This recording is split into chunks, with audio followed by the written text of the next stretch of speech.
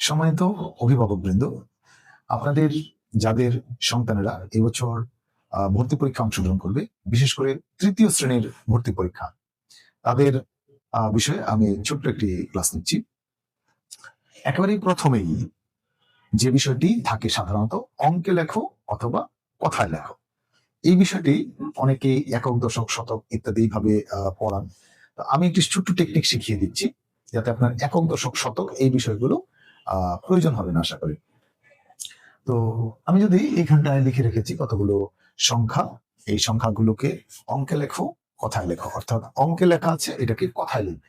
আপনি একটি ছোট্ট জিনিস যদি শিখিয়ে দেন, ডান দিক থেকে 3, 2, 2 এই বিষয়টিকে শিখিয়ে দিলে তাদের জন্য অনেকটা ইজি হয়ে যায়। এটাকে আমরা কি করতে পারি, এরকম 3 এরপর তো নাই, পরের যে দুইটা ঘর থাকবে এটা হবে হাজারের ঘর সাধারণত, বা এখানে একটা ঘর থাকবে 3, 2, 2 এইভাবে আমরা যদি কমা বসিয়ে নিই তাহলে আমাদের জন্য অনেকটা ইজি হয়। তো আমি এখানটায় কমা বসিয়েছি, প্রথমে ডান দিক থেকে 3 ঘর বামে, তাহলে এইখানটায় প্রথম যে কমাটা পড়েছে তা হবে হাজারের ঘর, অর্থাৎ ওদের সাধারণত লক্ষর বেশি আসার কথা না, কারণ বারবার বলা হচ্ছে মেইন বই থেকে তাদের প্রশ্ন। তাহলে এটাকে কি বলবো, 3,500 চন্দ্রবিন্দু আছে 72। ওকে, এটাকে আমরা ডান দিক থেকে 3 ঘর বামে দশমিক বসালে এখানে দুইটি সংখ্যা পাচ্ছি, অর্থাৎ এটা হবে 43,000। 43,298। এইটা আবার 3, 2, তাহলে এই 2 ঘরের পরে আরো একটি ঘরে কমা পড়েছে, তাহলে এটা হবে লক্ষের ঘর, 75,20,325।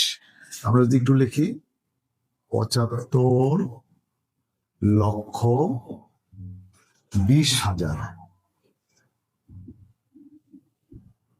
20,325।